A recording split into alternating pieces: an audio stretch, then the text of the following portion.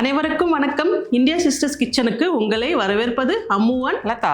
Okay friends, இன்றைக்கி நாங்கள் mutton குழம்பும் தேங்காய் பால் சாதம் தான் செஞ்சு காட்ட போகிறோம். நிறைய பேர் நிறைய விதமாக செய்யலாம். ஆனால் நாங்கள் இன்றைக்கி எங்கள் வீட்டில் எப்படி செய்கிறோமோ அது மாதிரி தான் செஞ்சு காட்ட போகிறோம். இன்றைக்கி ஒரு சண்டே லஞ்ச் காம்போ செய்ய போகிறோம். அதுக்கு முன்னாடி இந்தியா சிஸ்டர்ஸ் கிச்சனை சப்ஸ்கிரைப் பண்ணிக்கோங்க, பெல் ஐக்கானை ப்ரெஸ் பண்ணிக்கோங்க. அப்போ தான் நாங்கள் போகிற வீடியோஸ் உங்களால் உடனே பார்க்க முடியும்.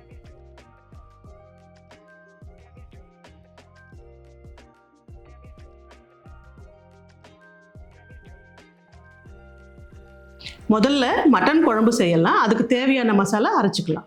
இப்போது ஒரு மிக்ஸி ஜாரில் 1 டேபிள் ஸ்பூன் அளவுக்கு சோம்பு, 1 டேபிள் ஸ்பூன் கசகசா, 10 முந்திரி, 6 பச்சை மிளகா, 6 தேங்காய் மூடி துருவி வச்சுருக்கேன், அதையும் சேர்த்துக்கலாம். அதோட ஒரு கைப்பிடி அளவுக்கு கொத்தமல்லி, அதையும் சேர்த்துக்கலாம். அடுத்து 3 டேபிள் ஸ்பூன் மிளகாய்த்தூள், 6 டேபிள் ஸ்பூன் தனியாத்தூள், 2 டீஸ்பூன் உப்பு, 1 டீஸ்பூன் மஞ்சத்தூள். இதோட கொஞ்சம் தண்ணியை சேர்த்து நல்லா நைஸாக அரைச்சிட்டு வந்துடலாம்.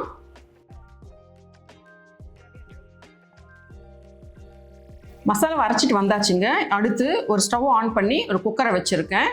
அதில் 5 டேபிள் ஸ்பூன் எண்ணெயை சேர்த்துக்கலாம். எண்ணெய் சூடாகட்டும். இப்போது 4 பட்டை, 4 லவங்கம், 5 ஏலக்காய், கொஞ்சம் கல்பாசி, ஒரு ஜாவித்ரி, ஒரு ஸ்டார் அனஸ் எடுத்து வச்சுருக்கேன். அது இதில் சேர்த்துக்கலாம். மசாலா பொருட்கள் பொரியட்டும். பொரிஞ்சிட்டுச்சுங்க. இப்போது 2 பெரிய வெங்காயத்தை பொடியாக கட் பண்ணி வச்சுருக்கேன், அதையும் இதில் சேர்த்து நல்லா வதக்கிக்கலாம். எண்ணெயில் எந்த அளவுக்கு வெங்காயம் தக்காளி வதங்குதோ அந்த அளவுக்கு டேஸ்ட் ரொம்ப நல்லாயிருக்கும். வெங்காயம் நல்லா வதங்கிருக்குங்க. இப்போது 3 டேபிள் ஸ்பூன் இஞ்சி பூண்டு பேஸ்ட் இருக்குது, அதை சேர்த்துக்கலாம். இதையும் நல்லா வதக்கி விட்டுக்கலாம். இஞ்சி பூண்டு வாசனை போகிற அளவுக்கு நல்லா, பச்சை வாசனை போகிற அளவுக்கு நல்லா வதக்கி விட்டுக்கலாம்.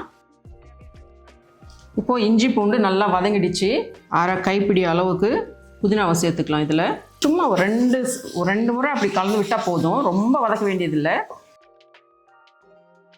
அடுத்து இங்கே 2 பெரிய தக்காளி கட் பண்ணி வச்சுருக்கேங்க, அதையும் சேர்த்து நல்லா வதக்கிக்கலாம். தக்காளி வெங்காயம் நல்லா வதங்கிடுச்சுக்கா. இப்போது மட்டன் போட்டுடுறீங்களா? இப்போது 1 கிலோ மட்டனை நல்லா கழுவி வச்சுருக்கேங்க, சேர்த்துட்டு நல்லா வதக்கி விடலாம். இதையும் கொஞ்சம் கலர் மாறுற வரைக்கும் வதக்கலாம்.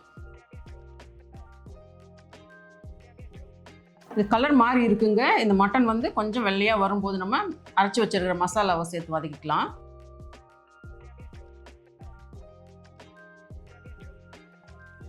தினம் நாமளே சமைச்சு சாப்பிட்டு போர் அடிச்சிருக்கிற நேரத்தில் இப்படி யாராவது சுட சுட சமைச்சு கொடுத்தாங்கன்னு வச்சுக்கோங்க, அதை சாப்பிட்ற சுகமே தனி. ஆமாம் ஆமாம். இதில் போட்டிருக்கிற அந்த முந்திரி, கசகசா, பச்சை மிளகா எல்லாம் சேர்ந்து இந்த மசாலா பார்க்கவும் பாருங்கள் நல்லா கலர்ஃபுல்லாகவும் இருக்குது, க்ரீமியாகவும் இருக்குது, வாசனையும் ரொம்ப நல்லா இருக்குது. மசாலா நல்லா பச்சை வாசனை போய் நல்லா எண்ணெய்லாம் பிரிஞ்சு வந்துருக்குதுங்க. இந்த ஸ்டேஜில் தண்ணியை ஊற்றி கலந்துக்கலாம். நான் ஒரு 3 கப் அளவுக்கு தண்ணி ஊற்றுறேங்க. உங்களுக்கு எந்த அளவுக்கு கன்சிஸ்டன்சி வேணுமோ அந்த அளவுக்கு ஊற்றி கலந்து விட்டுக்கலாம். இப்போ ஒரு 1/2 ஸ்பூன் உப்பு சேர்த்துருக்கேங்க. நீங்கள் பார்த்து அட்ஜஸ்ட் பண்ணிக்கோங்க உங்களுக்கு தேவையான அளவுக்கு. இப்போ மூடி போட்டு மூடி 5 விசில் விட்டு ஆஃப் பண்ணிக்கலாம்.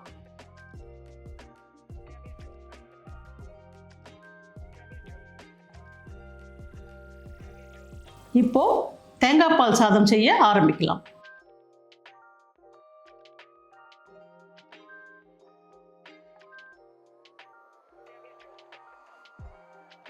இப்போ அடுப்பை ஆன் பண்ணி ஒரு குக்கரை வச்சு அதில் 3 டேபிள் ஸ்பூன் எண்ணெயை ஊற்றிக்கலாம். 4 டேபிள் ஸ்பூன் நெய். இது காயட்டும். இப்போ இதில் 5 லவங்கம், 4 பட்டை, ஒரு அன்னாசிப்பூ, 4 ஏலக்காய், 3 பிரிஞ்சி இலை இதை போட்டு கலந்து விட்டு இதோட 2 பெரிய வெங்காயம் நீளமாக அரிஞ்சு வச்சுருக்கேன், இதையும் போட்டுக்கலாம். இதையும் போட்டு கண்ணாடி பதம் வர அளவுக்கு வதக்கிக்கலாம். இப்போது இந்த வெங்காயத்தோட ஒரு 6 பச்சை மிளகாய் கட் பண்ணி வச்சுருக்கேங்க, அதையும் போட்டு வதக்கிக்கலாம். இப்போ வெங்காயம் வதங்கிடுச்சுங்க.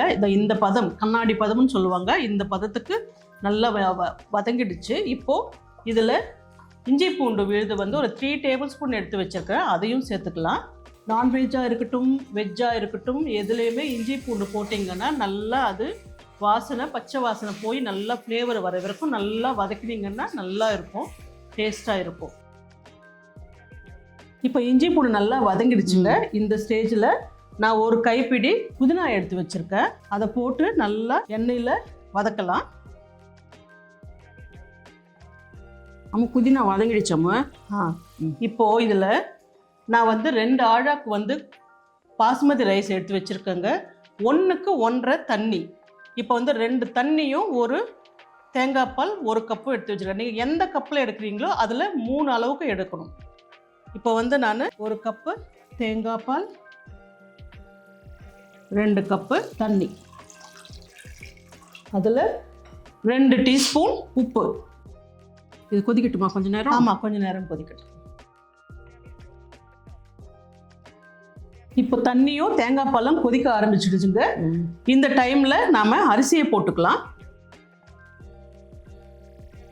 இதுலேயே கொஞ்சம் கொத்தமல்லியும் போட்டு அதோட நான் கொஞ்சம் வந்து முந்திரி வந்து வறுத்து வச்சுருக்க நெய்யில் போடுறவங்க போடலாம், வேணான்னு சொல்கிறவங்க வேணாம். ஆனால் இது வந்து போட்டால் நல்லா டேஸ்ட்டாக இருக்கும் இன்னும் கொஞ்சம். இது தண்ணி கொஞ்சம் இழுக்கணும்ல? ஆமாம், தண்ணியும் அரிசியும் இந்த அளவுக்கு வரும்போது மூடி போட்டு அதுக்கு விசில் போட்டு ஒரு 10 நிமிஷம் சிம்மில் வச்சு இறக்குனா சரியாக போச்சு. பார்த்தாலே பசியை தூண்டுற மட்டன் கிரேவியும் தேங்காய் பால் சாதமும் ரெடி ஆயிடுச்சுங்க. இதே மெத்தடில் உங்கள் வீட்டில் செஞ்சு பாருங்கள், கண்டிப்பாக உங்களுக்கு பிடிக்கும்னு நினைக்கிறோம்.